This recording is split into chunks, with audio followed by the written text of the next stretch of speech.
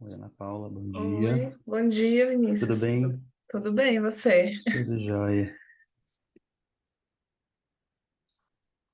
Entrei mais cedo aqui para testar se está tudo certo.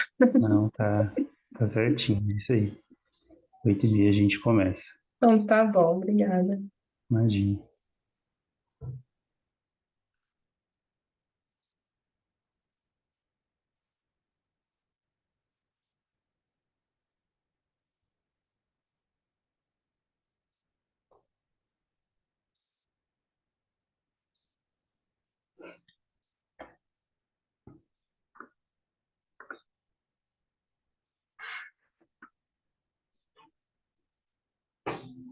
Vixe.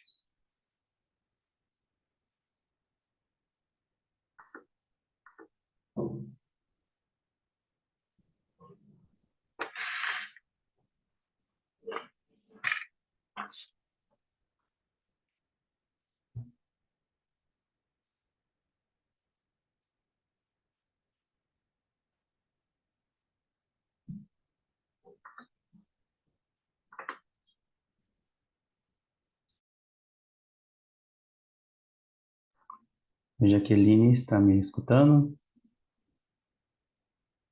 Seu áudio está conectando ainda.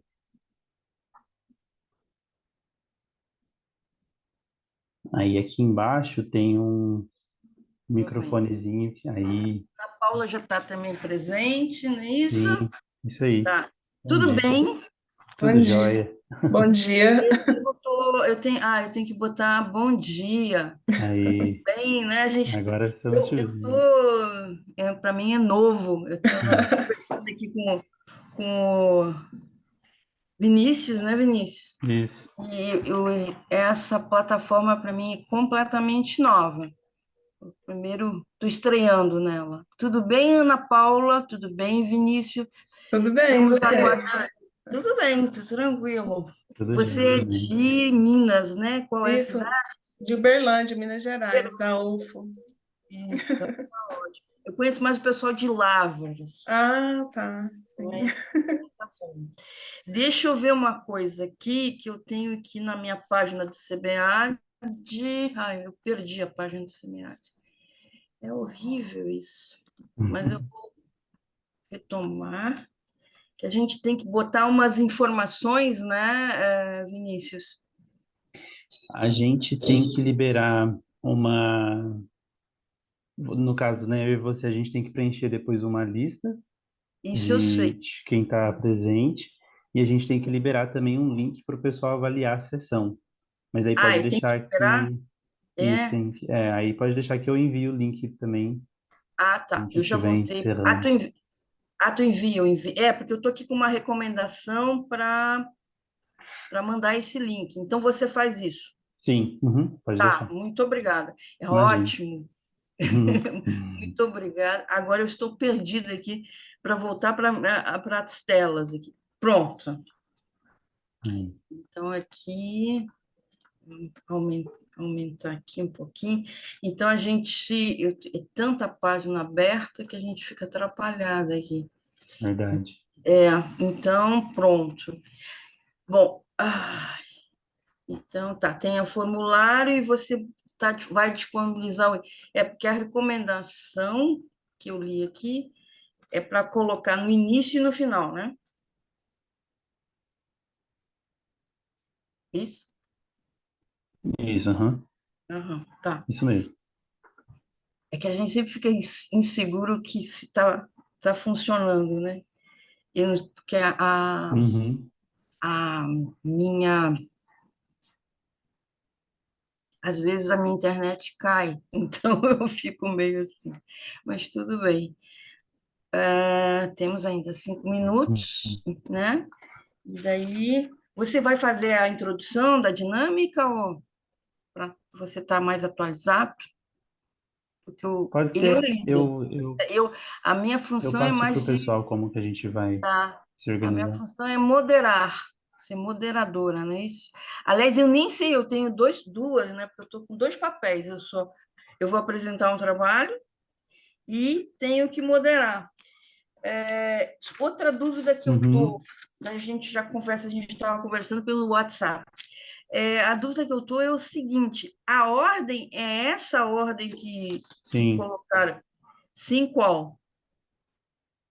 Começa com influência, depois vem o artigo da Ana Paula, que é governança pública em hospitais universitários, qualidade de vida do trabalho, e depois vem o artigo que vou apresentar, ou é essa? O que você tem aí? Então, tem essas tem os dois caminhos. Ou a gente começa pelo seu, ou a gente começa por esse do Francisco, que é a influência na cooperação intermunicipal. Certo. Aqui eu estou seguindo o cronograma que eles liberam da programação. Então, aqui o seu está como primeiro. Tá Mas bom. Então aí, tá. dependendo dos participantes, a gente pode também conversar, e aí quem tiver Não, não, para preferência, mim né, tá para ótimo. começar, a gente pode. Eu estou assim, ó, vou mostrar aqui, ó. Aqui eu peguei Aham. copiei, e daí veio essa ordem, eu não sabia qual é a ordem. É melhor seguir a ordem dos equipamentos, ai, é a idade, gente. Não é, daí a gente fica, que nem tem, né? Vocês não são, disco de vinil, fica, né? Vocês não são dessa época do disco de vinil, mas eu sou. Então para mim é melhor essa ordem, ordem pela numeração, eu acho melhor. Para mim não tem Uhum. nenhum problema. Bom dia, Laís. É Laísse, Dia. né? Bom Bom dia, dia. Laís. Tudo Bom bem? dia. Tudo. Então, só está faltando o Francisco. Francisco, isso, exatamente.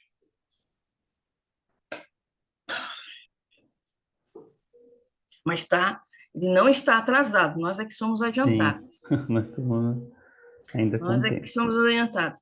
Eu me adiantei porque eu não estou acostumada com essa plataforma e a gente fica com receio de ter algum probleminha, porque eu tenho ouvido de algumas pessoas que ela é muito difícil, às vezes, Uhum, né? Principalmente porque ela come muito dado, então, para apresentações, essas coisas, ela dá alguns probleminhas, por isso que eu fiquei assim atenta, mas eu acho que vai dar tudo certo. E a minha vivência, não sei se a vivência da Laís e da Ana Paula, e a sua, é mais no Google, no sim, Meet do Google, né? Que tem sim. esse. Então, daí o Meet do Google eu me sinto tranquila, mas nessa plataforma para mim é nova. Mas a USP é a plataforma da USP, não é verdade? Acho que é isso. Você também é de Minas, né? Eu Você também é de sou, Minas. sou do sul de Você, Minas. qual é a cidade? Eu sou da Universidade Federal de Alfenas, mas do campus Alfena, Varginha. Mas do campus Varginha. Cidade Varginha. do ET. Conhece? Eu é a cidade do ET, É, exatamente. Agora eu me lembrei, a Varginha, cidade referência não tem erro. não tem erro. Não, é que eu estava pensando numa outra cidade de Minas que é muito conhecida pela universidade, é muito antiga, lá no sul. Qual é a outra cidade? Tem Itajubá. Não, tem Itajubá, mas Itajubá é mais pro sul, perto ali de onde eu morei, lá em São José dos Campos. Tem Juiz de Fora também, né?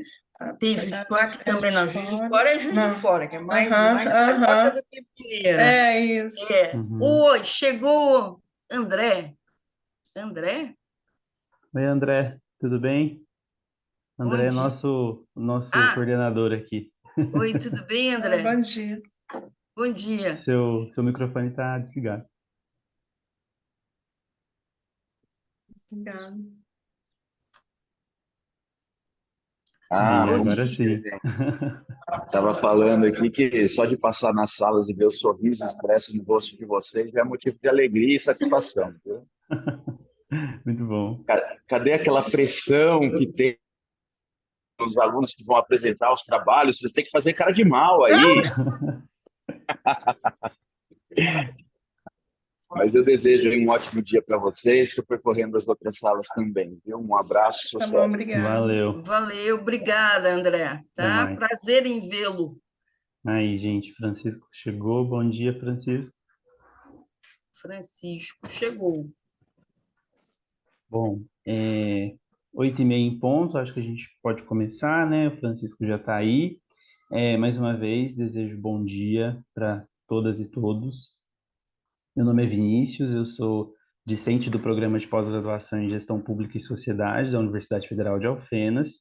E hoje, né, vou estar aí como líder de sessão, ajudando a professora Jaqueline, que é moderadora dessa sessão, a dar andamento aí na sessão 5 online do SEMEAD, né, sobre governo, não lembro a temática da sala, mas deixa eu só olhar aqui, governança, planejamento, recursos humanos e capacidades. A gente tem 4 trabalhos, acredito que todos os apresentadores estão aqui presentes. Antes da gente começar, eu queria dar algumas informações a respeito de como a gente vai... a dinâmica, né, que a gente vai adotar hoje aqui. A gente tem um formulário que, né, a equipe do SEMEAD pede para que vocês preencham, mas podem preencher ao final da sessão. Eu lembro vocês de preencher, mais para avaliação mesmo da sessão. A gente tem uns 4 minutos aí para fazer essa introdução, essa apresentação de quem está aqui hoje. E aí é o seguinte, todos aqui enviaram uns vídeos, e aí a gente vai reproduzir os vídeos aqui durante esses 8 minutos, né, no máximo 8 minutos, e depois a gente tem 8 minutos para discutir após a exibição dos vídeos. Então a gente passa o primeiro vídeo, 8 minutos de discussão, passa o segundo vídeo, mais 8 minutos de discussão, onde a professora Jaqueline vai estar fazendo aí algumas considerações a respeito dos trabalhos. Depois, né, de todos os trabalhos apresentados, a gente tem mais alguns minutos, uns 20 minutos aí, para fazer comentários gerais, enfim. Então, essa é a nossa dinâmica. Eu vou, assim, passar a palavra para a professora Jaqueline, né? E aí depois a gente já pode começar as apresentações. Bom dia a todos, né? Nós estamos começando essa sessão, né? Sessão 5, né? Se eu não me engano, da temática governança e capacidades. Eu sei que tem o meio começa com Isso, governança e acaba com capacidades, é isso? recursos Certo. humanos e capacidade. Recursos humanos e capacidades. Então, a gente está iniciando os trabalhos. Acho que o Vinícius narrou como é que se dá essa dinâmica, e até ela foi impressa, uma dinâmica que o SEMEAD criou para a gente trabalhar em apresentações online, que eu acho que é bem interessante, certo? Só vou fazer uma observação, Vinícius, que, na realidade, a primeira apresentação é a minha, né? Eu estou como Sim, moderadora e também como apresentando um trabalho. Então, como eu começo com o meu, eu não vou fazer nenhuma consideração sobre o meu trabalho, eu só vou fazer algumas observações e esclarecer as dúvidas dos meus pares aqui que estão também apresentando os trabalhos, tá certo? Então, perfeito. não há nenhuma contribuição da moderadora com relação ao seu próprio trabalho, tá certo? Então, porque eu estou utilizando 2 chapéus ao mesmo tempo. Tá certo? Eu aproveito que eu tenho esse espaço como moderadora para pedir desculpas em relação à apresentação, que está eu não estou muito acostumada com esses mecanismos aí modernos de YouTube, então é a coisa assim daquela pessoa da época do disco vinil, tá certo? Mas a gente tentou passar o recado dentro do pouco tempo que a gente tinha para fazer os nossos vídeos. né? Então, é uma novidade isso para mim, tá ok? Muito obrigada a todos pela sua presença, vamos e desejamos que a gente tenha nessa sessão, seja bastante produtiva para todos nós, estamos compartilhando as nossas reflexões e os nossos trabalhos, tá certo? Muito obrigada a todos, e vamos lá. Perfeito. Então, a gente vai dar início aí, né, com o primeiro trabalho, que é intitulado Capacidades Estatais nos Municípios Brasileiros, uma revisão sistemática, da professora Jaqueline. Eu vou compartilhar aqui a tela, e aí eu espero, né, que o som também seja compartilhado. Eu vou só fazer um teste aqui e dar retorno se vocês estão conseguindo ver e ouvir, tá bom? Acho que já está compartilhando. Olá, meu nome é Jaqueline Martins de Andrade, sou professora de Estão ouvindo? Estão conseguindo ver certinho? Tranquilo então, gente. Departamento de Ciências Administrativas da Universidade Federal de Pernambuco e vou apresentar neste congresso o artigo intitulado Capacidades Estatais dos Municípios Brasileiros, uma revisão sistemática. O objetivo do estudo foi compreender como as capacidades estatais municipais têm sido caracterizadas pelos estudos das áreas de administração pública e de políticas públicas, e se justifica pelos 3 pontos destacados. Foram utilizadas referências teóricas conceituais de autores nacionais e latino-americanos, dadas as especificidades na adoção das capacidades estatais no contexto da América Latina no século passado, como aqui se destaca. Adentrando este século, se destacam diferentes dimensões sobre as capacidades estatais, primeiramente restritas à burocracia, depois estendidas à sociedade. Sendo a síntese de Eduardo Brin, Joel Demarco e Fernando Abruzzo, a referência que balizou a nossa revisão sistemática. Metodologia. Método de revisão sistemática operacionalizada, baseada nas lógicas SIMO e adotando as recomendações PRISMAS, sendo os critérios de identificação, estudos nacionais, utilizando bases de dados de artigos das áreas de administração pública e políticas públicas. A figura demonstra a estratégia aplicada na busca dos artigos e os critérios de inclusão e exclusão adotados. Análise dos resultados. Os 55 artigos elegíveis foram distribuídos em 30 periódicos de 9 áreas, se destacando em especial aqueles vinculados às áreas de saúde e administração, em especial a Revista de Administração Pública, RAP, aquela que mais publicou, 11 artigos. Apesar de ter sido considerado o período de 1988 a 2022 para a revisão sistemática, os artigos elegíveis somente se apresentaram a partir dos anos 2000, sendo 3 deles na primeira década e os demais a partir de 2012. Destaca-se também que 31 deles se referem a uma política setorial, especialmente se destacando as políticas de saúde, 11 artigos, de educação, 6 artigos, de saneamento, 5 artigos e assistência social, 3 artigos.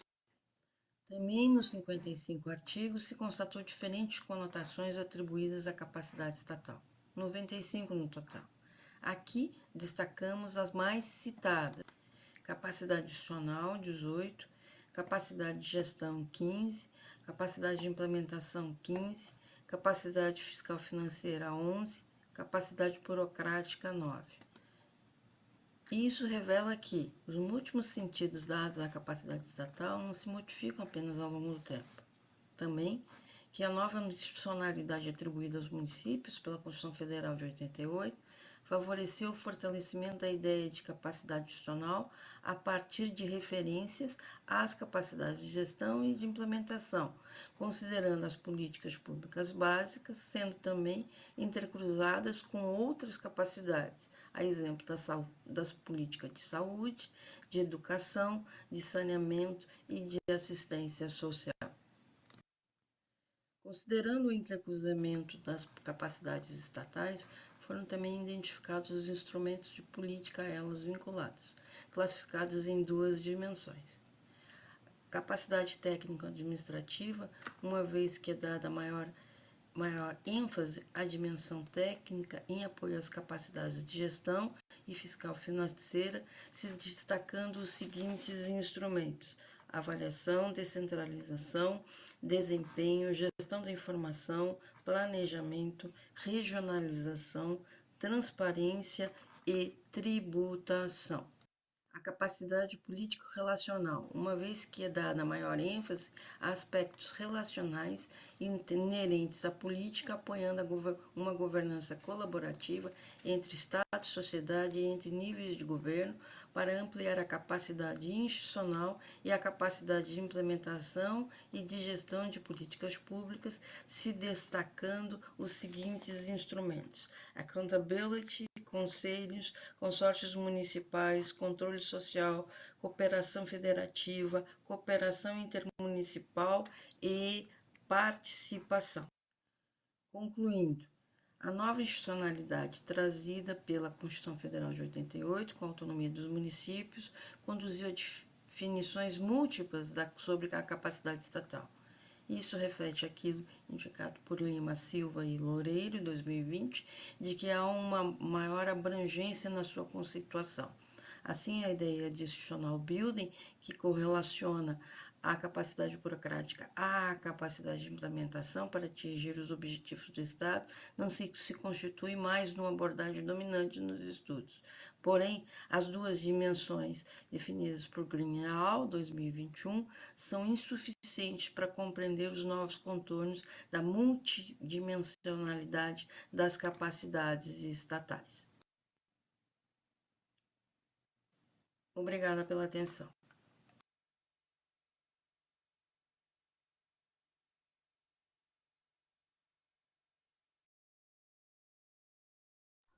Bom, então, tivemos aí, né, o primeiro trabalho apresentado da professora Jaqueline. A professora quer fazer algum comentário ou a gente já pode Não, eu abrir já para me coloco discussão? à disposição dos comentários dos colegas da sessão. Muito bom, eu vi que o Rubens entrou aqui, né? Oi, Rubens, bom dia. E também dos participantes. Você está aqui como ouvinte?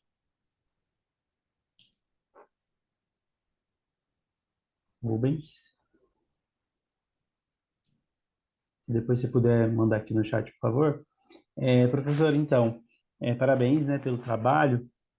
E, assim, eu gosto muito de trabalhos de revisão de literatura, sejam sistemáticos, enfim, outros tipos. Eu já tive uma experiência uma vez com trabalho de revisão de literatura, né? Fiz uma revisão sistemática também. E, assim, eu queria saber, né, se a professora utilizou alguma ferramenta, principalmente para essa etapa de seleção, né, dos artigos, quais são os critérios de inclusão e exclusão, porque, assim, a experiência que eu tive não foi tão boa porque eu tive que fazer isso à mão, né, então, um trabalho, assim, bem árduo e depois também para a questão de análise, né, dos trabalhos, para atender depois, né, as categorias que eu fiz, foi assim um trabalho muito cansativo e só depois que eu fui saber, né, que tinham algumas ferramentas que a gente pode utilizar e tudo mais, algumas técnicas. Então, eu queria saber, assim, não sei se no trabalho, no artigo, né, a senhora menciona quais foram essas ferramentas que a senhora utilizou, se utilizou, mas eu queria saber, assim. Não, realmente a gente tem aí a definição de revisão sistemática é bastante ampla na literatura, né? Então, em termos de metodologia, eu tive o cuidado de delinear essa metodologia, porque se confunde muitas coisas entre os tipos, né? O Bolt, ele ele é citado no artigo, ele faz uma diferenciação, são pelo menos 14 tipos de revisão de literatura, revisão de estado da arte, revisão Sim. integrativa, revisão, e vários tipos de revisão sistemática, certo? Uhum. Então, o maior cuidado que eu tive foi em relação a esses aspectos, né? Metodologicamente, porque muitas vezes as pessoas estão chamando de revisão sistemática aquilo que não é revisão sistemática, Uhum. certo? Então, foi uma preocupação minha em relação a isso, porque eu terminei esse projeto, né? É um projeto só de 12 meses, e que previa uma primeira etapa em relação a essa revisão, que Uhum. gerou esse artigo. Sim. Também houve uma preocupação, porque a revisão sistemática, a, as referências advêm muito mais do campo da medicina, que ela origina, das ciências da saúde, Saúde. Uhum. medicina, que ela advém, e elas também se vincula à área de ciência da informação, se eu não me engano, está me faltando sistemas de informação, que tem também uma vasta literatura sobre isso, né? Uhum. E a minha preocupação sempre foi trabalhar com a ideia da revisão sistemática voltada para o nosso campo da administração, Uhum. que tem características das ciências sociais aplicadas, que tem características muito próprias.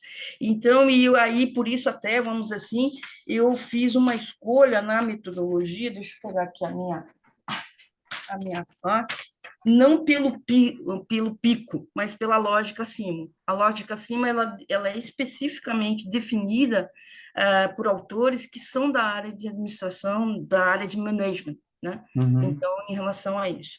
Então, e, evidentemente, que seguia as recomendações prisma, que são comuns a todas as áreas, Uhum. certo? Então, esse cuidado para aí que você está falando, né? Para definir pergunta, tem um conjunto de etapas que a gente tem que seguir na metodologia.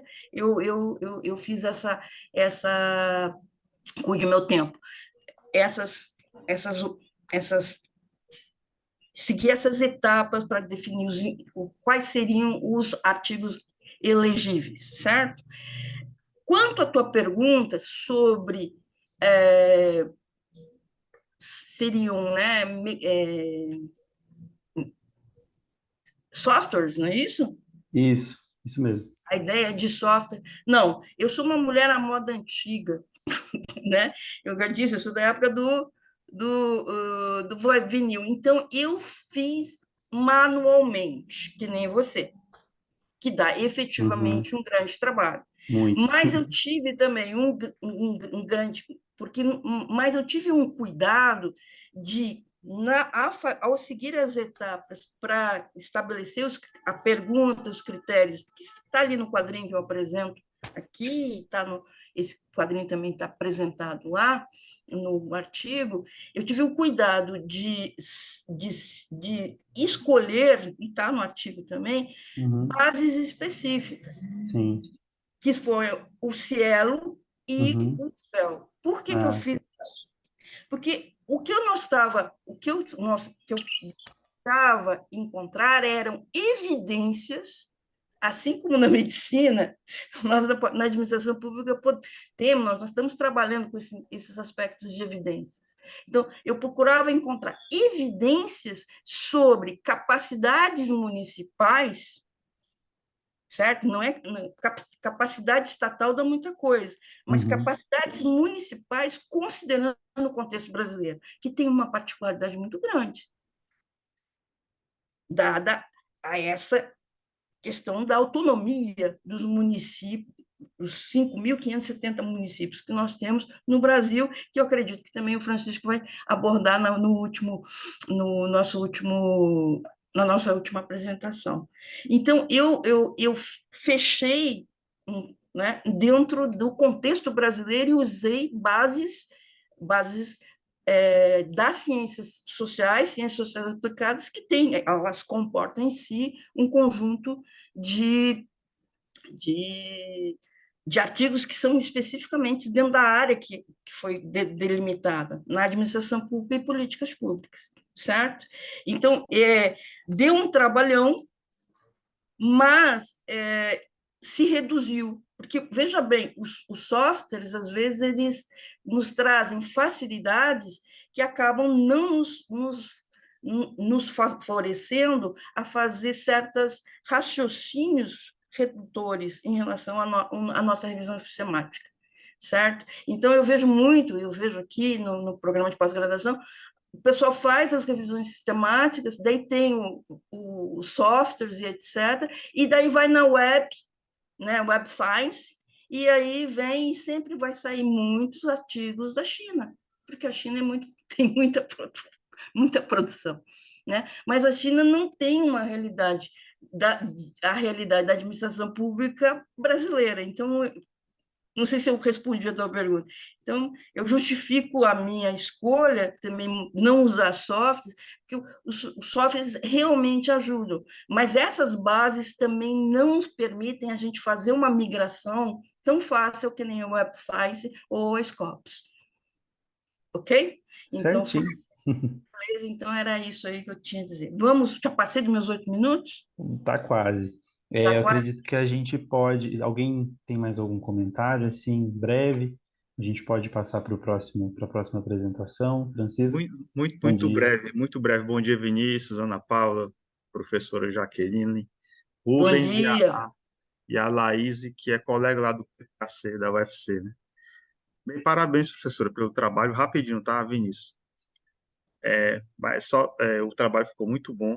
Eu entendi que o seu recorte foi Brasil, mas eu acho que pegando Scopus e Web of Science, Scopus especialmente, que é mais internacional, talvez tenha, porque os brasileiros também estão pesquisando, né, em periódicos internacionais, então talvez tenha algum trabalho bem interessante sobre capacidade estatal, né, no nível de município, que esteja publicado nesses periódicos internacionais.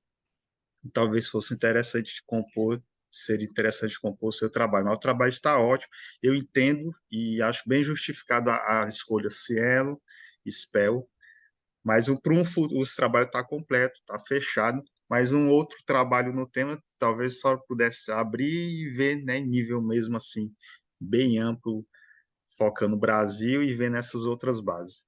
E os softwares ajudam, eu também não estou começando nesse tipo de pesquisa, mas tem alguns softwares que ajudam, como o Ryan e o Heavy Management, que ajuda nessa operacionalização dos trabalhos de seleção e tudo. É um tipo de trabalho muito interessante, mas muito Eu, bom. Parabéns. eu tenho certeza que sim, né? A gente poderia fazer, mas o meu foco nesse projeto era realmente o Brasil.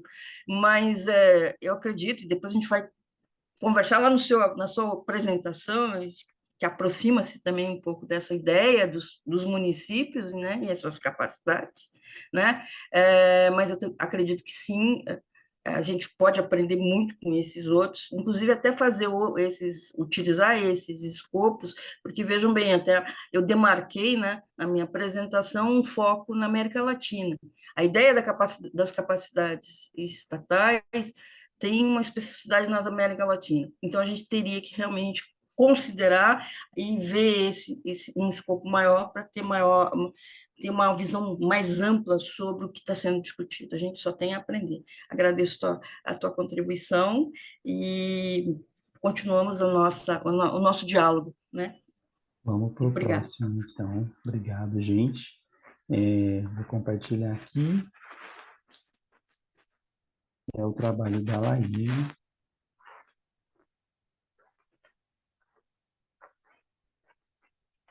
Olá a todos, eu sou Laís Silva e através deste vídeo eu irei apresentar o artigo intitulado Qualidade de Vida no Trabalho, uma análise qualitativa dos planos de gestão de logística sustentável dos Institutos Federais Brasileiros, sob a autoria de Mônica Amaral, Laís Silva, Nayara Teixeira, Lineker Teixeira e Elane Barroso. Inicialmente, é importante destacar que no Brasil, visando estabelecer práticas para a promoção do desenvolvimento sustentável, instituiu-se o Plano de Gestão de Logística Sustentável, o PLS, que também constituiu a qualidade de vida no trabalho como um dos seus itens obrigatórios. A própria literatura traz que esse PLS é um instrumento importante para o planejamento e também uma ferramenta capaz de modificar a cultura dos órgãos públicos através da adoção de práticas sustentáveis nos processos organizacionais. À luz disso, problematiza-se como os institutos federais brasileiros estão implementando ações de qualidade de vida no trabalho através dos seus planos de gestão de logística sustentável. De maneira geral, objetivou-se analisar as iniciativas vinculadas à qualidade de vida no trabalho na implementação do Plano de Gestão de Logística Sustentável dos Institutos Federais Brasileiros. Especificamente, categorizar essas ações através do modelo proposto por Alto 1973 e analisar as ações que foram destacadas nessa qualidade de vida no trabalho implementadas por esse plano de gestão. Como referencial teórico, é importante trazer a perspectiva da qualidade de vida no trabalho como um termo abrangente e que contribui para a melhoria nas instituições com ênfase na eficiência e na produtividade. O próprio modelo teórico de Walton, 1973, que propõe 8 categorias importantes para avaliar a qualidade de vida no trabalho. As próprias produções científicas emergem importantes discussões teóricas acerca da temática, bem como destacam-se algumas propostas no artigo. Como procedimento metodológico, o estudo tratou-se de uma abordagem qualitativa quanto aos objetivos, descritiva e exploratória, e a estratégia de pesquisa classifica-se como estudo de caso, utilizando-se da análise documental para atingir seus objetivos propostos. No que diz respeito à categorização das ações, adotou-se o modelo teórico de Walton 1973, no qual 13 institutos federais apresentaram realizar a divulgação dessas ações de PLS voltadas para a qualidade de vida no trabalho, tornando-se assim aquelas instituições integrantes da análise da pesquisa. No entanto, para análise dos dados, utilizou-se a proposta de Bardhan referente à análise de conteúdo.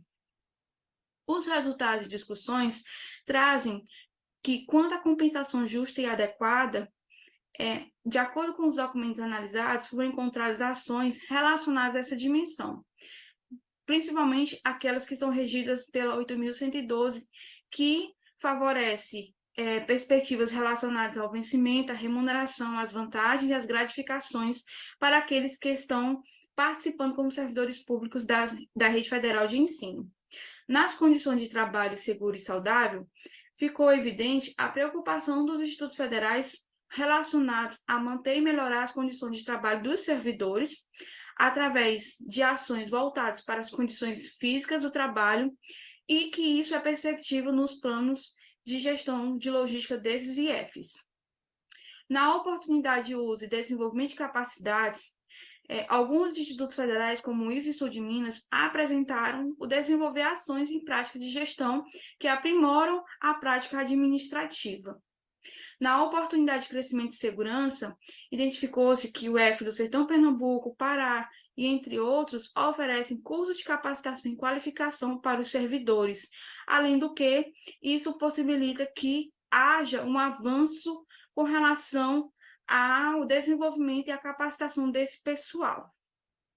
A integração social na organização foi identificado em alguns IFs a importância de promover a atividade de integração social entre os servidores. As instituições exibiram ações propostas pelo PLS e que tiveram essa preocupação, como o Instituto do Mato Grosso, de Alagoas, Rio Grande do Norte e entre outros. O constitucionalismo não foi evidenciado ações voltadas para essa dimensão, que está relacionada à questão da privacidade, da liberdade de expressão e a equidade e o processo legal devido. Com relação ao trabalho e espaço total de vida, percebeu-se que o IF do Pará, do Sertão Pernambuco e Rio Grande do Sul deram atenção para ações que possam proporcionar aos servidores momentos de lazer.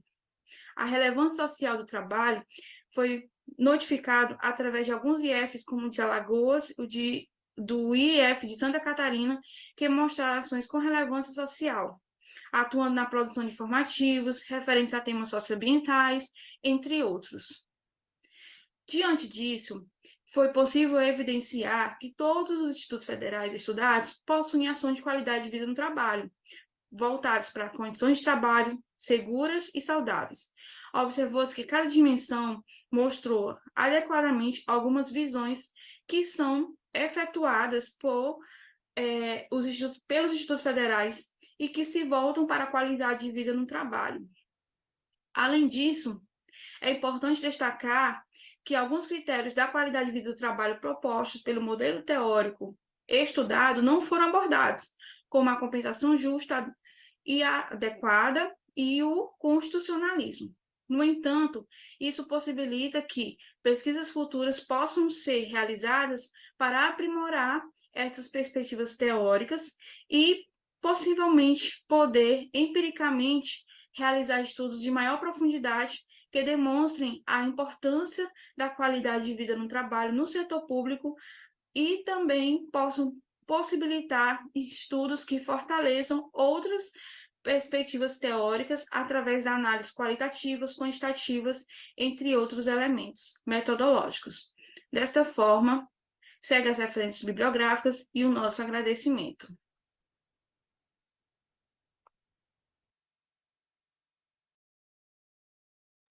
Muito bom, parabéns, Laís. Jaqueline, fica à vontade. Ok, parabéns, Laís, pelo trabalho. Eu vou abrir para perguntas dos outros apresentadores e também para a plateia, não sei se alguém dá. Nós temos aqui, além de nós, Rubens, Liliana, né, para fazer questionamentos. E também você, Vinícius. Tá? Então, eu estou primeiro abrindo, muito interessante o trabalho da Laís, mas antes de, né, fazer alguma colocação, gostaria mais de ouvir os colegas. Bom, eu queria só comentar, assim, não é em sentido de pergunta, né, mas um comentário, assim, geral. É muito interessante essa questão de você abordar sobre o PLS, né, eu sei que seu foco era mais na qualidade de vida do trabalho, nas ações, práticas de qualidade de vida do trabalho dentro dos institutos federais, e, assim, o resultado que você obteve, né, de que todos seguem, né, essa cartilha da qualidade de vida no trabalho, possuem ações, me surpreendeu porque eu fiquei sabendo, inclusive numa das sessões aí, que tem instituição de ensino, e aí acho que mais em termos de universidade, que não tem um PLS. Eu apresentei um trabalho aqui sobre governança em instituição de ensino superior, né? E aí, aqui na Unifal, a gente tem um PLS que é adotado há muito tempo. Em 2017, a gente teve uma lei, né, de governança pública aplicada às instituições federais e tudo mais, que obriga, né, as instituições a adotarem esses mecanismos de governança pública, dentre eles o PLS, que é um mecanismo de planejamento. E aí um apresentador que estava na sessão, ele falou que tem uma instituição lá que ele faz parte, que não adotou ainda o PLS, então que há essa discrepância, né, entre a adoção de mecanismos por parte das instituições. Então, assim, não sei, né, qual suas intenções aí de pesquisas futuras, né, além das que você colocou no seu trabalho, mas seria interessante também averiguar essa questão nas universidades, né? A gente sabe que o número de universidades é bem maior do que de institutos federais, e também, né, seria um trabalho maior, mas não deixa de ser uma oportunidade de pesquisa também, né? Então, só esse comentário mesmo, assim, que, né, demonstra o quão pertinente é a sua pesquisa também. Parabéns. Você gostaria de fazer algum comentário, Laís? Sim. Bom, na realidade, a proposta da pesquisa é tanto assim, trazer uma contribuição à luz da teoria, claro, que a própria produção científica esboça sobre a temática, mas também porque eu sou do Instituto Federal, sabe? Então, desde o ensino médio, na verdade, eu faço parte do Instituto Federal do Piauí, aqui no interior do estado, e a gente percebe a importância que se dá para essas questões ligadas à qualidade de vida no trabalho, uma divergência até quando a gente compara com algumas universidades, né? A gente percebe a importância que tem se dado a isso.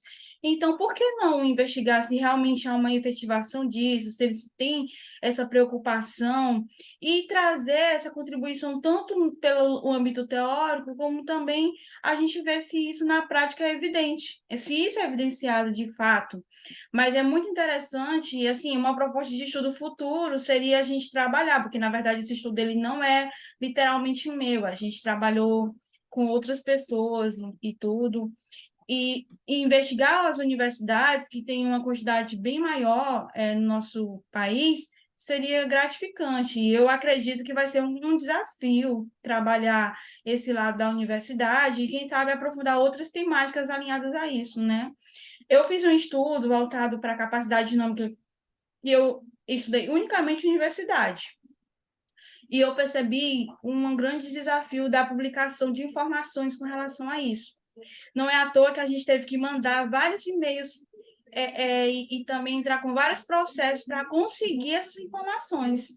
E algumas até se mostraram assim, a gente não tem essas ações que vocês estão procurando, então não temos como contribuir. Então, isso se torna um desafio, essa questão da transparência, da divulgação das informações, para esclarecer que ações têm sido desenvolvidas em vários âmbitos com relação às práticas das universidades, não só a questão de logística sustentável, qualidade de vida, mas vários viés que a gente pode trabalhar aí, né? Então, isso para nós vai ser um grande desafio. Não sei se vocês tiveram essa dificuldade em alguns estudos que foram realizados com universidades, relacionados à governança, às políticas públicas, mas a minha primeira experiência com as universidades foi bastante desafiadora.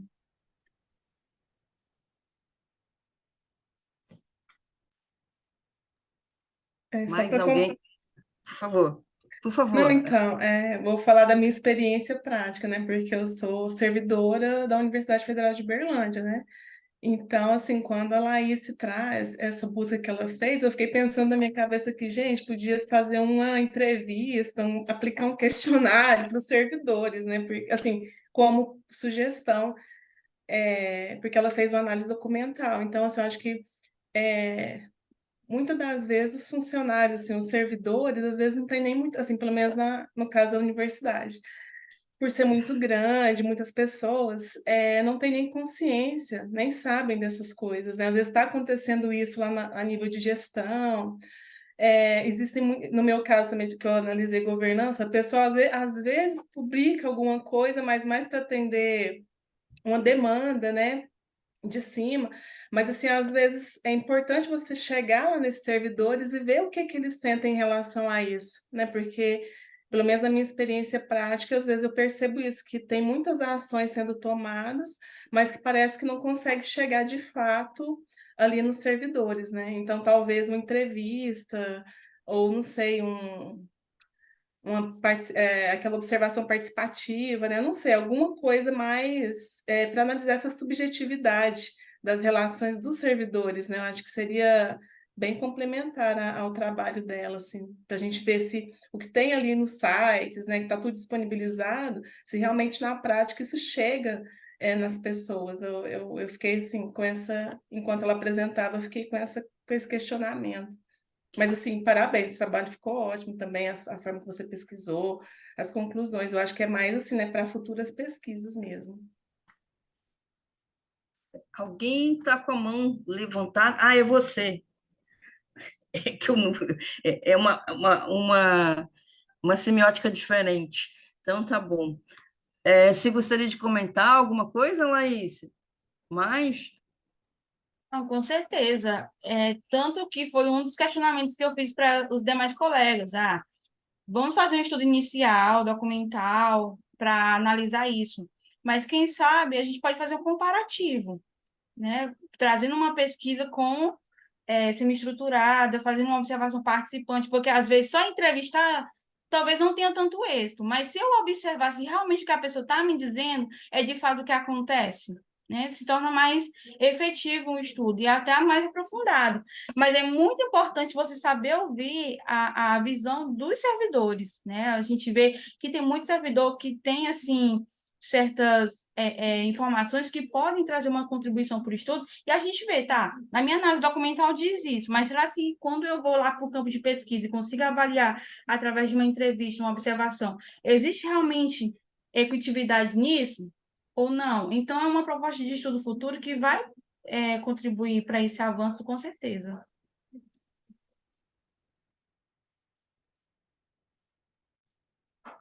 Mais alguém?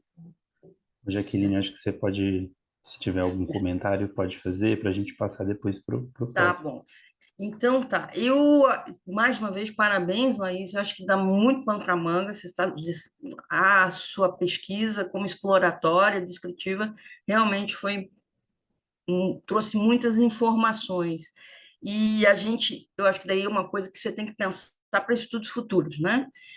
O desafio de comparar os institutos federais com as universidades, né?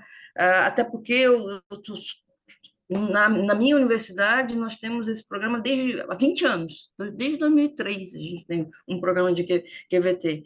E eu sei que tem, porque casualmente eu conheço uma colega que estudou, né? Não, nem estudou, queria estudar. Acabou mudando de objeto. Então, mas vale a pena. Agora, é muito interessante também considerar que os institutos federais, como você trabalha neles, né, tem uma dinâmica muito própria. Então, eu não sei se é melhor aprofundar esse entendimento a partir do que você levantou pelos dados documentais, né? A partir de escolher algumas casos específicos para aprofundar esse entendimento, ou fazer aí ir para as universidades e tentar comparar, porque realmente as universidades elas são instituições, organizações muito fechadas em relação a muitas coisas, né? Então, acho que é isso. Assim, ele está me olhando que tem o tempo. Para fechar, eu apenas te daria uma sugestão, Laís, que mais do que uma estratégia de caso, estudo de caso, porque tem aquele problema se classifica tudo como estudo de caso.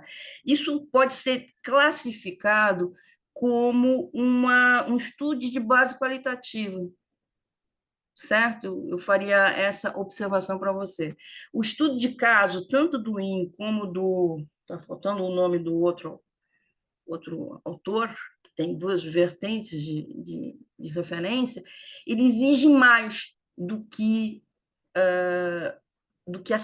essa proposição sua de desenho de pesquisa.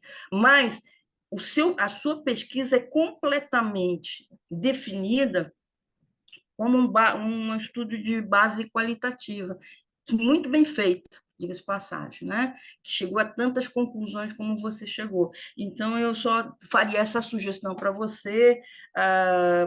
Tem na literatura, até da Godoy, né? Está faltando a Alzira Godoy, eu sempre me esqueço qual é o primeiro nome dela, da Godoy, que tem vários artigos e livros publicados que ela auxilia para fazer essa definição, né, do estudo de base qualitativa, tá bom?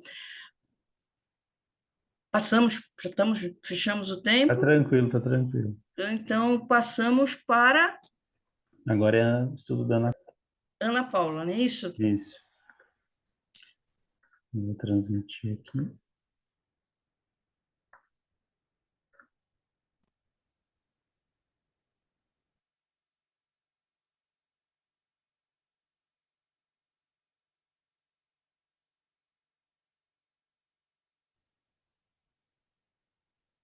Prezados e prezadas, sejam todos bem-vindos ao 26º SEMEAD. Eu sou Ana Paula Silva Almeida, aluna do doutorado em Administração da Universidade Federal de Uberlândia, e vou apresentar o artigo Governança Pública em Hospitais Universitários, uma análise à luz do referencial básico do Tribunal de Contas da União.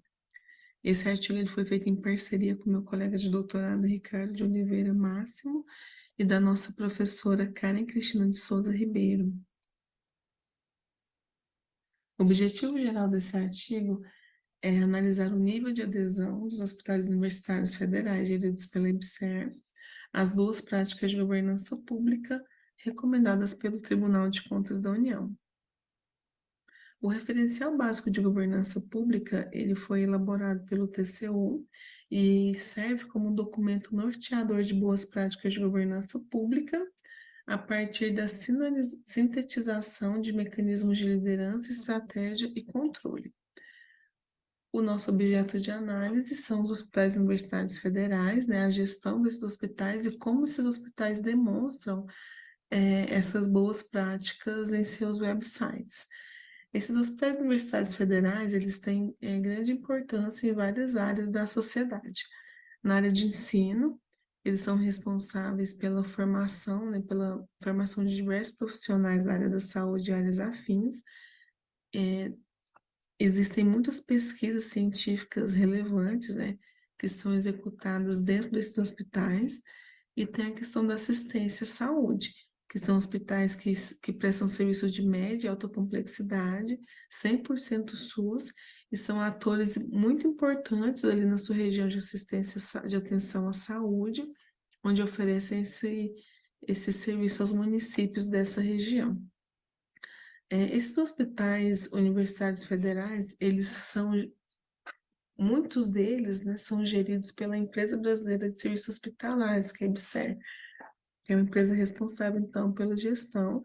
Atualmente, a EBSER, ela é responsável pela gestão de 41 hospitais em todas as regiões do Brasil, como demonstra esse gráfico da distribuição dos hospitais universitários federais da rede EBSER. Na região Nordeste, nós vemos aqui 17 hospitais universitários, né? Na Sudeste, 8. No Centro-Oeste e Norte, 5 hospitais. E na região Sul, 6.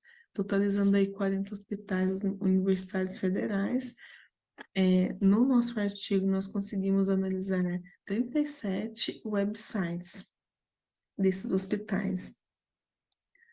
Aqui nessa figura é um resumo, né, de forma de organograma das práticas de governança pública divididas aí pelos mecanismos. Então, existem práticas no mecanismo de liderança, nos mecanismos de estratégia e nos mecanismos de controle. Na figura 2, é um exemplo de abas e subabas nos websites e sua relação com a prática de governança pública. Então, para esse trabalho, nós analisamos as abas governança e acesso à informação. E também analisamos suas subabas, e a partir dos documentos disponibilizados, nós fizemos a classificação, identificando a qual prática eles estariam relacionados. Por exemplo, aqui na aba governança, dentro da subaba gestão estratégica, classificamos os documentos disponibilizados como prática estabelecer a estratégia e promover a gestão estratégica.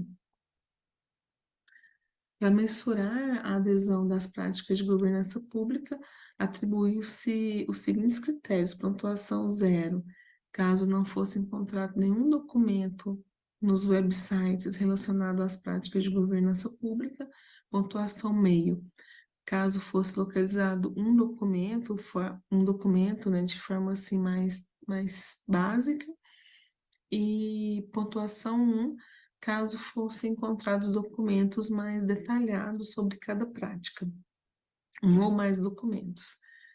Foram feitas, então, essas mensurações em todos os hospitais, agrupando-os por região do Brasil, e calculou-se a média da pontuação por região geográfica. A coleta de dados ocorreu durante o mês de junho de 2023. A partir dessa coleta de dados, né, foi identificado os seguintes resultados. Identificamos, então, baixa pontuação nas práticas, promover a capacidade de liderança, monitorar o alcance dos resultados organizacionais, gerir riscos e monitorar o desempenho das funções de gestão. Pontuação intermediária, em promover a integridade e avaliar a satisfação das partes relacionadas, e pontuação alta nas práticas estabelecer modelo de governança, estabelecer a estratégia, promover a gestão estratégica, promover transparência, garantir a accountability e avaliar a efetividade da auditoria interna. Então, a partir desses resultados, né, dessa análise, pode-se inferir que existem práticas de governança que estão em seu grau inicial de implantação, pois foram encontrados poucos documentos nos websites dos hospitais. Por outro lado, outras práticas parecem estar bem desenvolvidas, dentro, de acordo com os documentos que foram localizados, principalmente nas práticas relacionadas ao controle. Essas aqui que estão um pouco mais incipientes são relacionadas ao mecanismo de estratégia e liderança. A partir da análise dos resultados, sinalizou-se uma demanda em potencial de planejamento e execução de práticas de governança relacionadas aos mecanismos de liderança e estratégia, além de publicizar essas ações de forma tempestiva nos websites. Os hospitais universitários federais necessitam de aprimorar sua gestão na busca de um melhor desempenho e consequente melhoria nos serviços prestados à população. Essa pesquisa possui limitação quanto à generalização de seus dados. Se caso a amostra fosse composta por outros hospitais, os resultados poderiam ser diferentes e também tem limitações em relação à coleta dos dados, porque nós priorizamos as abas governança e acesso à informação. Caso tenha algum documento relacionado a práticas de governança pública em outras abas, não foi possível localizá-los. E como sugestão para futuras pesquisas, pode-se aplicar essa mesma metodologia em outras instituições públicas para comparar os resultados ou em outros hospitais públicos não universitários ou até em hospitais privados também. Aqui estão as principais referências. Agradeço pela oportunidade de estar aqui apresentando esse artigo no SEMEAD. Agradeço pela atenção de todos que estão aqui prestigiando a minha apresentação. Eu desejo um ótimo evento para todos vocês. Até a próxima. Gratidão.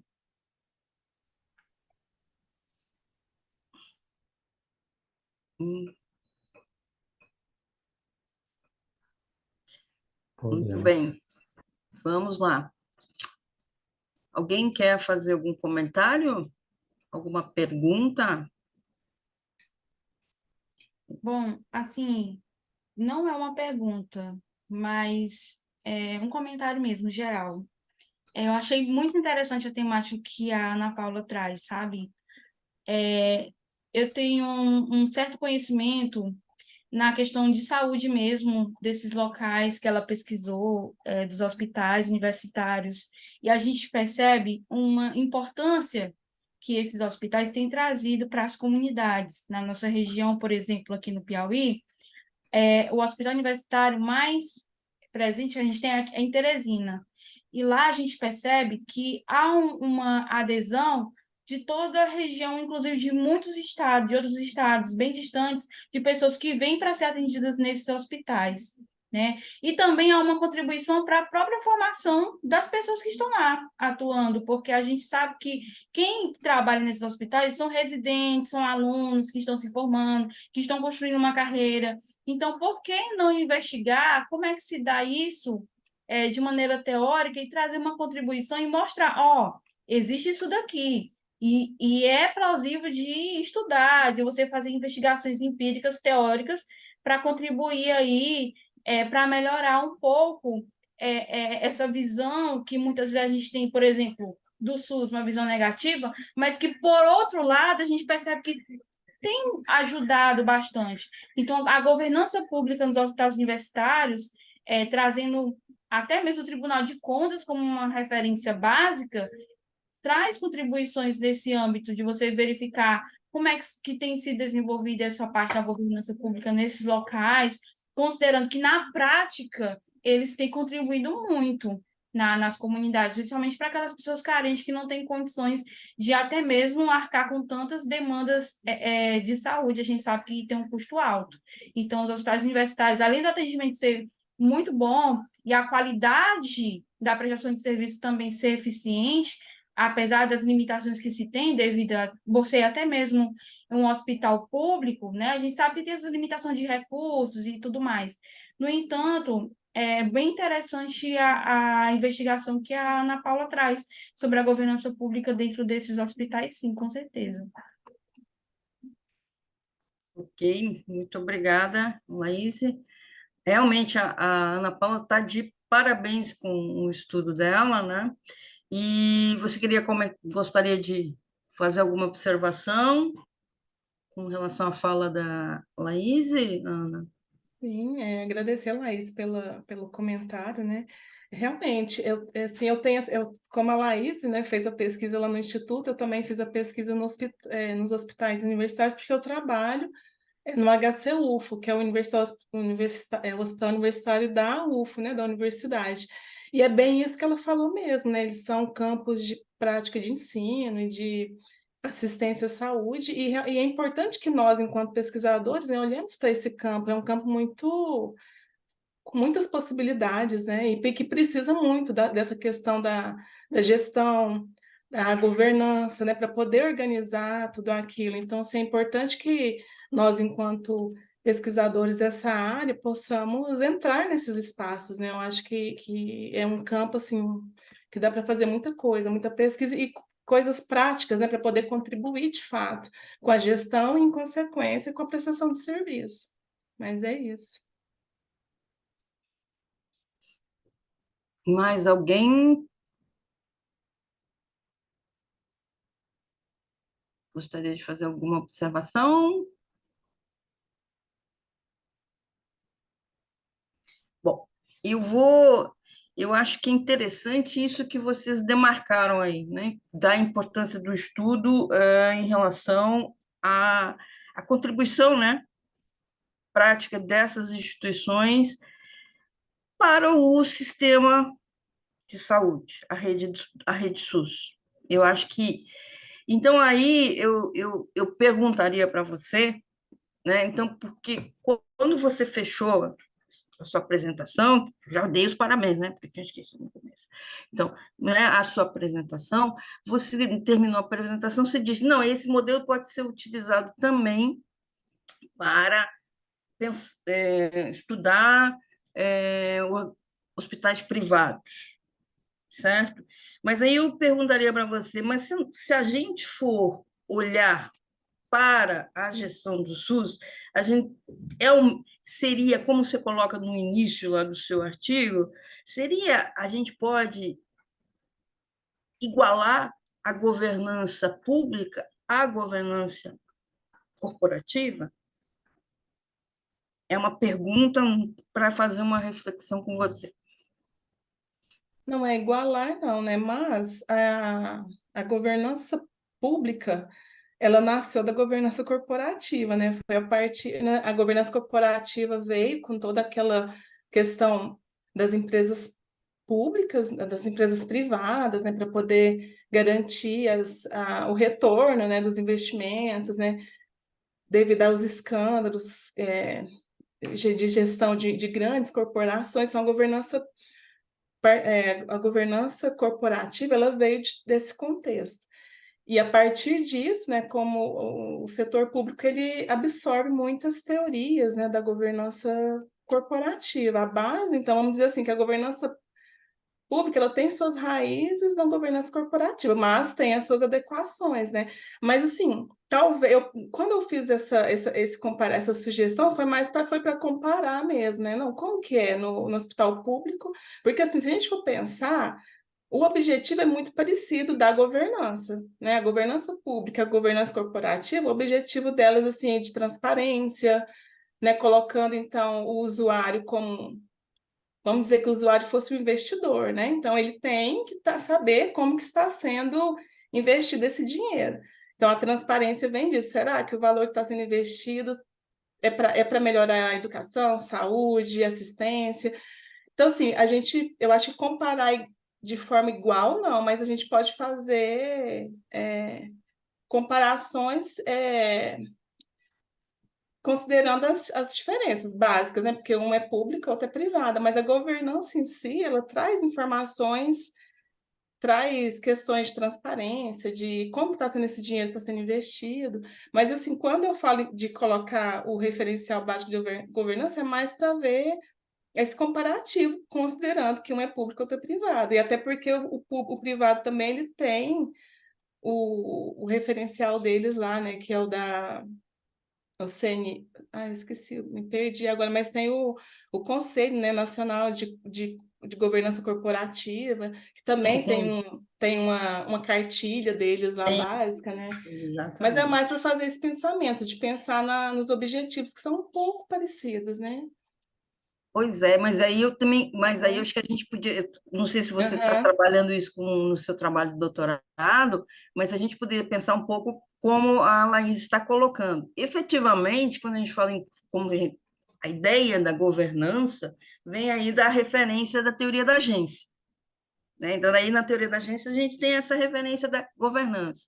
E o desenho, essa é uma interpretação minha, o desenho das boas práticas é tipicamente gerencialista e o TCU adotou essa base, nada contra, mas, né, então, agora, quando a gente pensa a inserção dessas instituições, dessas organizações, desses hospitais dentro da rede SUS, a gente tem que ampliar nosso entendimento sobre a governança pública. E aí eu acho que ela se aproxima mais, né? Ela se amplia com a ideia da governança colaborativa. Né? Nisso, mais ou menos assim, eu encontrei um pouquinho isso na minha pesquisa, né? Essa ideia da governança colaborativa. Então, é uma coisa para a gente refletir, é uma base, né, que a gente tem, né? Mas a gente tem que considerar outras dinâmicas de governança que não sejam essa governança tipicamente baseada na teoria da agência, se assim podemos dizer, né? E nesse aspecto aí também a gente tem que considerar, porque você encontrou aspectos aí muito vinculados ao controle, e ao controle gerencial. E a gente sabe que o TCU, ele traz em si também o controle social. Ele traz. Como é que coloca isso nas suas cartilhas, eis a questão. Né? Então, a gente deve pensar sobre isso. E uma pergunta outra que eu quero te fazer é o seguinte: você conhece o trabalho do professor João Antônio Pinho, da Universidade Federal da Bahia? Não, Não? não. Não, acho que então seria interessante, porque ele tem várias pesquisas que trabalham muito com o desenho de pesquisa que você fez, né? Hum, De fazer pesquisas em sites, né? Para tá. discutir accountability, transparência e outras coisitas mais. Eu já acho que ele já está também governança colaborativa, governo aberto, ele está fazendo essas discussões. Então seria bem interessante, porque ele já tem uma vivência bem. Ele é uma grande referência na área da administração pública, já está aposentado, né? Mas ele está trabalhando a mil aí, tem muita coisa interessante. Seria interessante ver, porque ele faz essas tipo de pesquisa e já tem uma experiência larga dessas pesquisas Que bom. em sites, né? De Anotei aqui. sistematização dos sites, de análise dos sites, certo? Certo, Então certo, seria Renata. Já anotei aqui para buscar. tá? Pode dar Obrigada. uma olhadinha.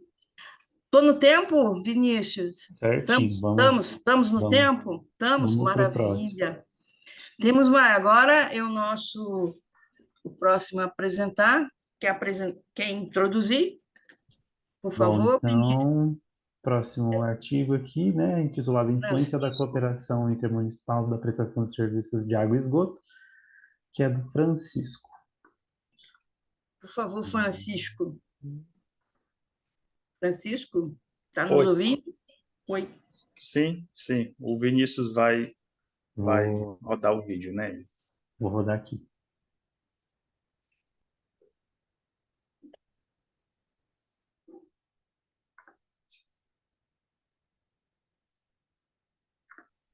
Esse é o artigo Influência da Cooperação Intermunicipal na Prestação de Serviços de Água e Esgoto.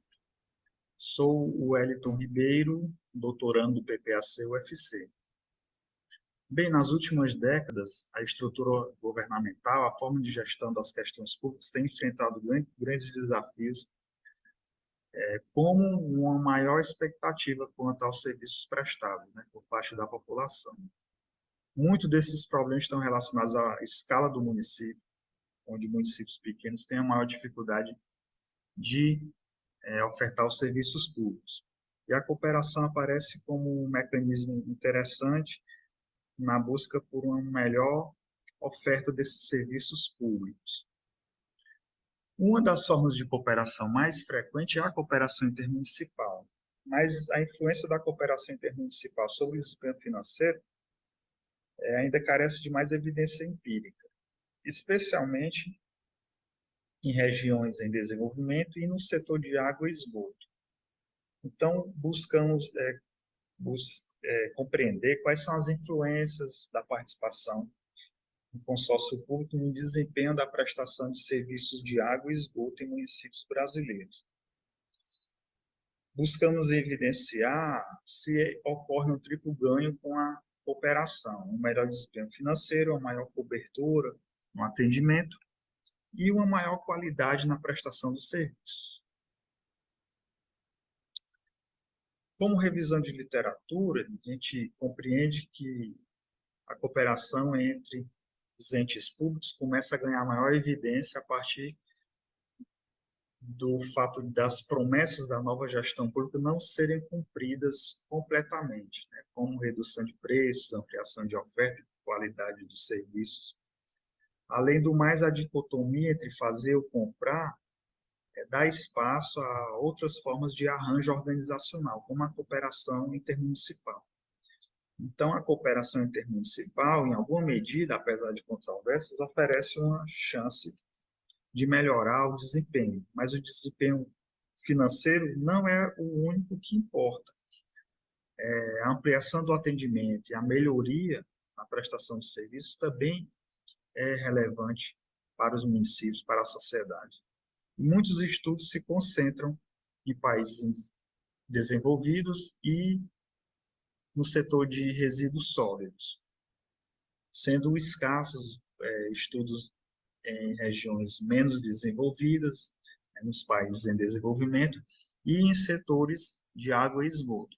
Apesar de que, nos últimos anos, tem havido um aumento no número de pesquisas no setor de água e esgoto em regiões menos desenvolvidas.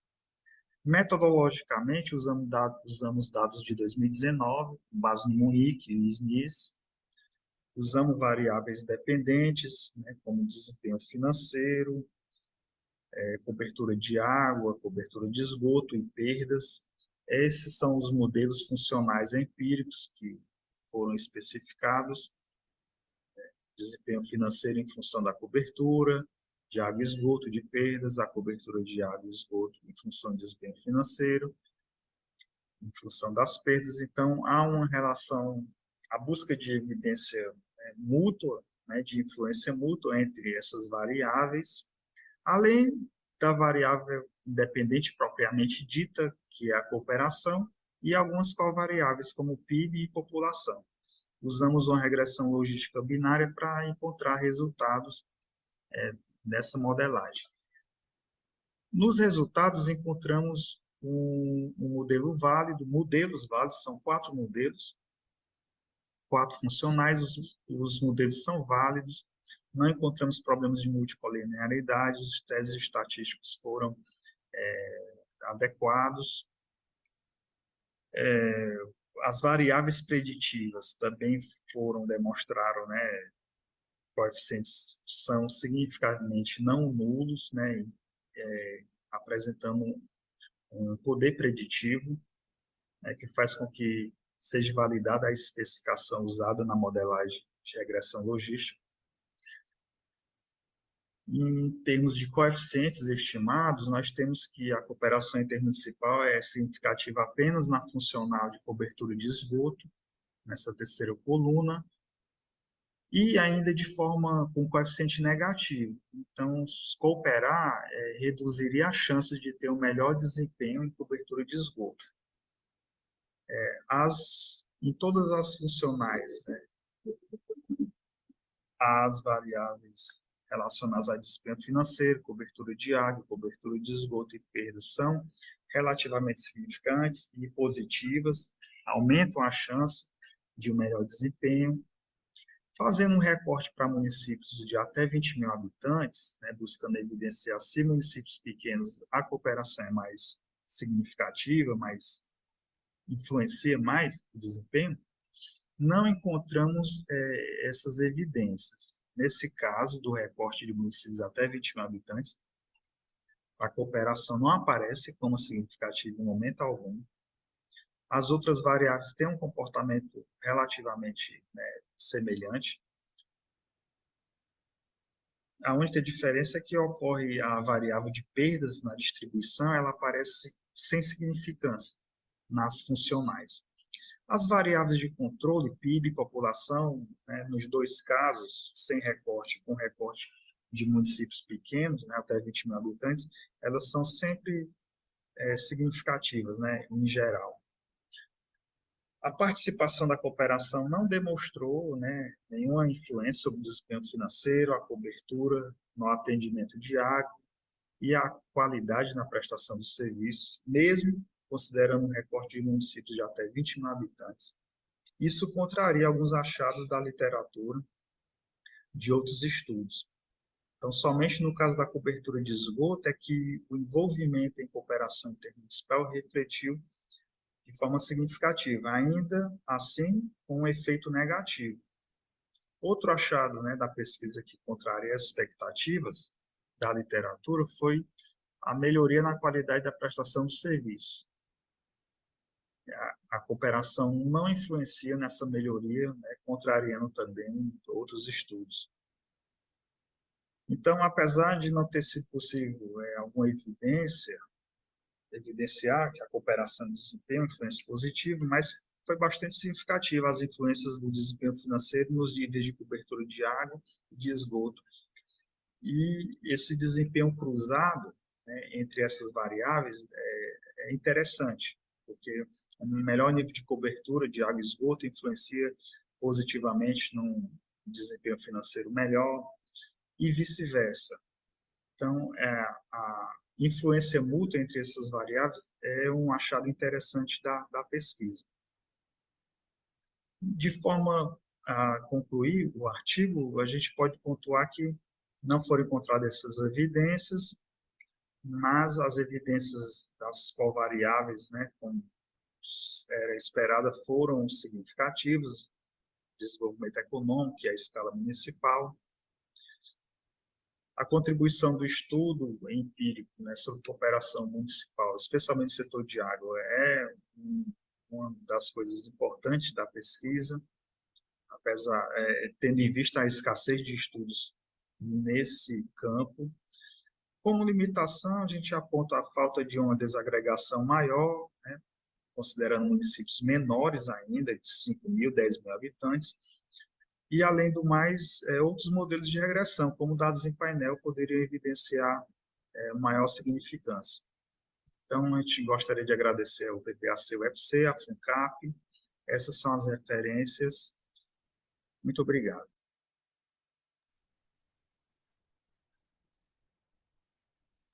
Ok, muito obrigado. Wellington, eu chamei de você, eu vi que você, na apresentação, é Wellington que você prefere ser chamado, né?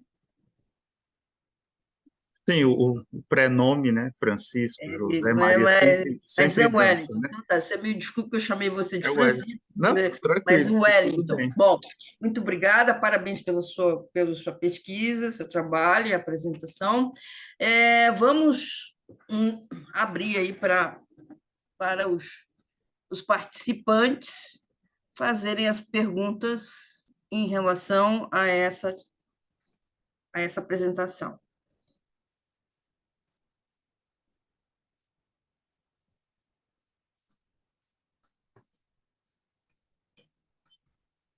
Ninguém?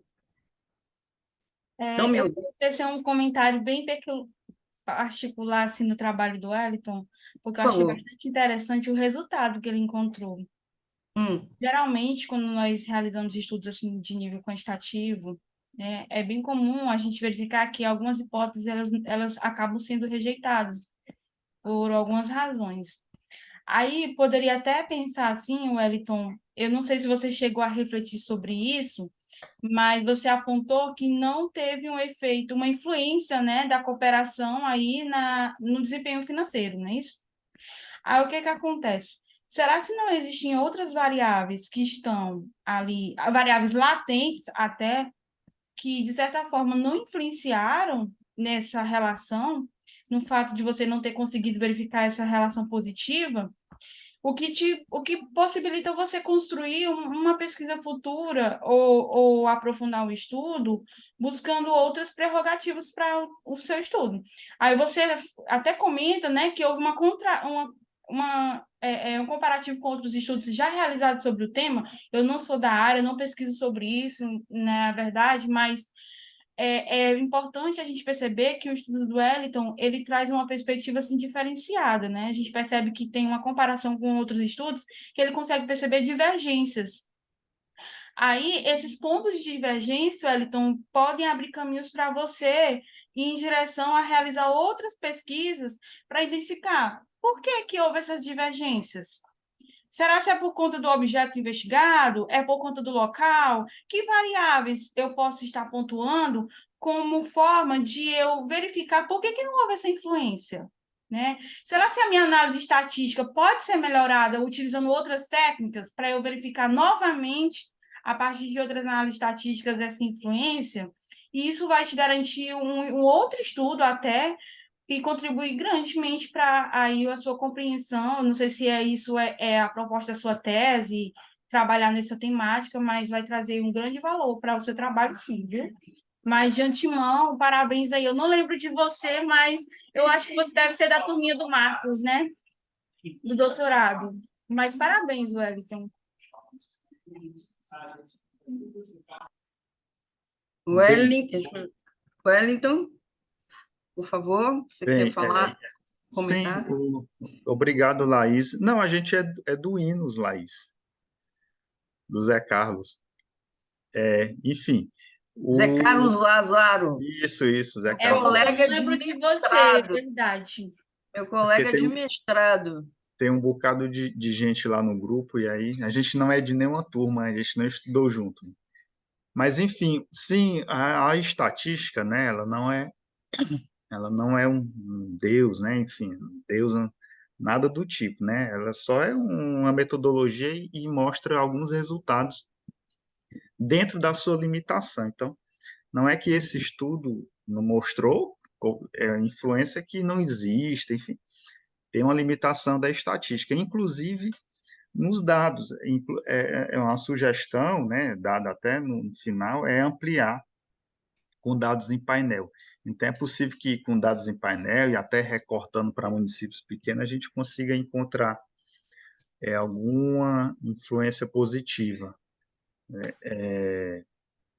É o que é mais frequente, né, como sugestão na literatura, apesar de que alguns estudos também apontam que há controvérsias. Por isso que a gente ampliou, não vendo só a influência no desempenho financeiro, mas também vendo a influência na ampliação dos serviços, na qualidade do atendimento.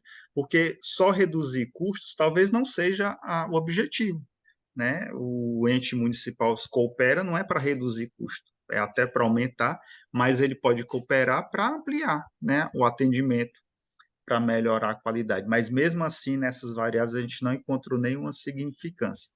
Mas eu acredito que seja uma limitação da ferramenta, a gente poderia usar outra técnica e encontrar, né, alguma significância, mas também a amostra talvez seja decisiva. A gente ampliando, a gente já está nesse trabalho de ampliar, pegar mais anos para fazer uma análise em painel, e aí é possível que a gente verifique, que a gente sempre fica, eu sou da vertente epistemológica, não acredito em isenção na pesquisa, então a gente sempre fica buscando encontrar alguma coisa que a gente acredita, sem, obviamente, distorcer resultados, né, nada do tipo, né? Ok. Mais alguém? Não? Bom, a gente está fechando o tempo, né, Vinícius? Bom, Wellington, parabéns pelo trabalho, eu já dei, né? Eu acho que a sua população é fundamental de estudo. Municípios com menos de 20 mil habitantes. Esses são um desafio. Eu cheguei a essa conclusão fazendo minha pesquisa aí nas capacidades municipais. Eu colocaria aqui, eu gostei muito da intervenção da Laís, sobre as divergências que você encontrou nos estudos, né? Então, indo um pouco mais para a área teórica. E aí eu me pergunto, porque a tua literatura é toda internacional, estou certa? Tem trabalhos no contexto internacional de outros países, mas também alguns trabalhos no contexto nacional, É, publicado em é, periódico é. internacional. Ok, mas porque se a gente, aí vem aquele negócio da minha pesquisa lá, né, da minha colega. Se a gente for considerar a cooperação, no caso brasileiro, a gente tem que, eu nem vou entrar no tipo de estudo, a gente tem que considerar a cooperação federativa. Essa é a grande questão. Você viu lá que os resultados lá tem nas políticas, saúde, as básicas nos municípios, né? Saúde, educação e assistência social, e saiu o saneamento também, né? Isso tem tudo a ver com a descentralização e a autonomia dos municípios e a cooperação federativa, cooperação intergovernamental, que dá um aspecto de arranjos institucionais que levam a uma governança multinível. Essa é a discussão que tem, né? Então, a gente tem que olhar um pouquinho por isso, porque qual é a cooperação que você estava falando? Eu senti falta, quando a gente fala muito em cooperação dos municípios, a gente tem dois instrumentos de política, que aliás até foi identificado lá nos meus eu só identifiquei um, né? Consórcios, e tem uma lei. Consórcios. Os consórcios é um instrumento de política para a cooperação, né? E tem sido usado. É muito referência para essas políticas de resíduos sólidos dos pequenos municípios, né? Mas também tem o PPP, Parceria Público-Privada, que a Laís, a Laís está aí, né? Laís, desculpa, que o Piauí é um exemplo. Eu estou enganada, Laís? Não, Né? senhora. É um exemplo, né? E que a gente tem que considerar em relação à política de saneamento, porque o marco de 2007 não se implementou, as capacidades municipais, né? Não se implementou. E nós temos um novo marco, que é o de 2020, se eu não me engano, certo? Então a gente tem que considerar isso, né? Para fazer essa modelagem. Eu acho que é pertinente essa modelagem, apesar que eu acho que o município não nos traz muitas informações. É muito tem, não tem, tem, não tem, né? É 0101. Talvez a gente tenha realmente, mas você já observou que tem que pegar outras fontes de informação. E eu estou só falando isso e pegando, eu acho que esses que bom que você não tem aquela coisa da neutralidade em termos epistemológicos, mas que esses recursos de pesquisa são interessantes para você trabalhar, né? Essas modelagens de pesquisa são fundamentais para você olhar porque a realidade dos pequenos municípios, se eu não me engano, são mais de 1.400 pequenos municípios com menos de 20 mil habitantes no Brasil. Não é pouca coisa. É um grande desafio da cooperação federativa brasileira, né? Então, eu acho que vale a pena. Eu estou falando tudo isso porque um dos refers das capacidades municipais, que estuda muito as capacidades municipais, não é tanto o Fernando Abrúcio. O Fernando Abrúcio é o orientador dele, é o Eduardo Green. E ele trabalha muito com esse tipo de pesquisa quantitativa, que é muito importante. A gente também já tem o pessoal lá da URGS, lá, da ciência política da URGS, que também trabalha com isso. O Marrenco também trabalha com isso. Então, eu acho que você devia aprofundar isso, eu acho que você tem que pode trazer uma contribuição muito grande para esse geral do Brasil e, principalmente, eu tenho olhado com muito carinho para o Nordeste brasileiro, né? Porque a gente tem, pelo menos aqui em Pernambuco, 87% dos nossos municípios, não, acho que é 50%, tem menos de 20 mil habitantes. Né? E, se não me engano, são quase 90% que tem menos de 50 mil habitantes.